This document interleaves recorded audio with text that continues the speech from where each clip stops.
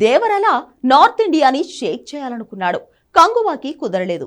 బాహుబలిలా పొన్నియిన్ సెల్వం సినీ tsunami తెస్తుందనుకున్నారు. అది జరగలేదు. శంకర్ తీసిన రోబో 2.0 పెట్టుబడి 500 కోట్లు దాటింది, కానీ కలెక్షన్లు ఆ రేంజ్ లో రీచ్ అవ్వలేదు. కానీ 1000 కోట్ల అరవోళ్ల కళ పీడకలలా మారింది. ఎంత పెద్ద సినిమా తీసినా పాన్ ఇండియా లెవెల్లో తమిళ సినిమాకు సీన్ మారట్లేదు. కానీ దేవరా, కల్కి, సలార్, RRR ఇలా ఒక్కో ఏడాది 500 కోట్ల నుంచి 1000 కోట్ల వరకు రాబట్టే తెలుగు సినిమాల లిస్టు పెరుగుతోంది. ఒకవైపు తమిళ సినిమాకు 1000 కోట్ల కల తీరట్లేదు. మరోవైపు తెలుగు వాళ్లకు 1000 కోట్ల వసూళ్ల వరదలు కామన్ అయిపోయాయి. అంతే, దెబ్బకి ప్రెషర్లోకెళ్లి బాహుబలినో దేవరనో కాపీ కొట్టడమే పనిగా పెట్టుకున్నారు. కానీ కాపీ కొట్టే టైంలోనే తప్పు జరుగుతోంది. దేవర, బాహుబలి, కల్కిలో ఉందేంటి?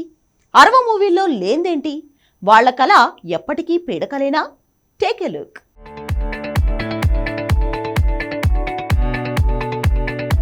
దేవర 510 కోట్ల షేర్ వసూళ్లే మొత్తం పాన్ ఇండియాను షేక్ చేశాయి. విచిత్రం ఏంటంటే ఇంకా ఈ రోజుల్లో కూడా 50 రోజుల్లో 50 కోట్లు రాబట్టిన సినిమాల లిస్ట్ కల్కి తర్వాత దేవరకే వచ్చింది.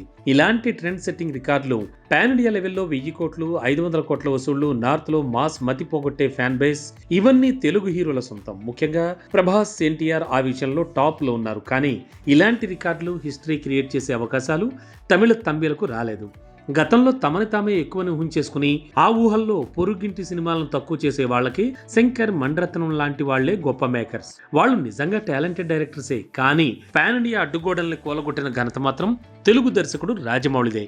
బాహుబలి వచ్చినప్పటి నుంచి సాహో, పుష్ప, RRR, సలార్, కల్కి ఇలా వరుసగా తెలుగు సినిమాలే పాన్ ఇండియాని ఏలుతున్నాయి.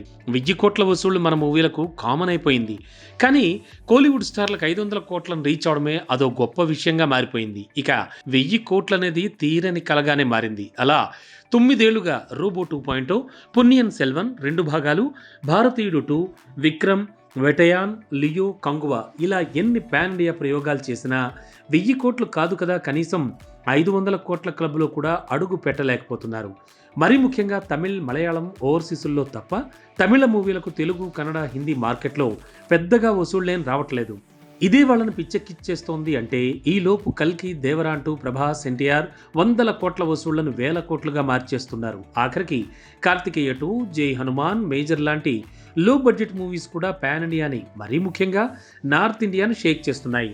ఇవే ఎక్కువగా తమిళ తంబీలను కలవరపరుస్తున్నాయి. ఇదేమైనా కంగువా మూవీ టాకే బాలేదు అనుకుంటుంటే దేవర మూవీ వసూళ్లు, దేవర రికార్డులు, ఓటీటీలో దేవర సందడి, వీటన్నింటితో కంగువా మూవీని పోల్చడం మరింత మైనస్గా మారుతోంది. వాళ్ళ 1000 కోట్ల కళ పీడ కలగానే మిగిలిపోతోంది.